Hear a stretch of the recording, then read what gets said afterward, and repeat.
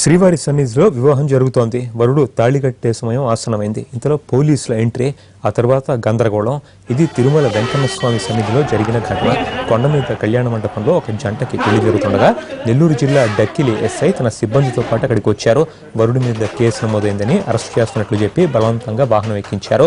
ఇంతలో బంధువులు పోలీసులను అడ్డుకుని వాదనకు దిగారు. ఈ గొడవ జరుగుతుండగానే వరుడు అక్కడి నుంచి తప్పించుకుని పరిగెత్తుకుంటూ వెళ్లి వధువు మెడలో తాళి కట్టాడు.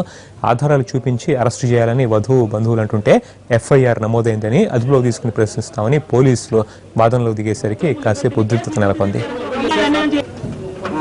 డక్కిలి ఎస్ఐ గారు వచ్చి ఏడు పెళ్లి చేసుకుంటుంటే తీసుకుపోతున్నాడు. ఏ ఎవిడెన్స్ లేకుండా పలానా అమ్మాయి లవ్ చేసిన చెప్పి కేసు కట్టాడు. ఏ ఎవిడెన్స్ చూపిమ్మనండి, నాకు ఎవిడెన్స్ చూపిమ్మనండి, ఎవిడెన్స్ ఇచ్చి చూపించాలండి. సపోర్ట్ చేస్తాం. ఒకరు కేసు పెట్టారని చెప్తున్నారు, ఒకరు రెండు గంటలని చెప్తున్నారు. ఏ ఆధారాలు మొత్తం చూపిమ్మనండి, మొత్తం చూపిమ్మనండి, ప్రభుత్వం మేము చేసుకోవాలి, వదిలిపెడతాం.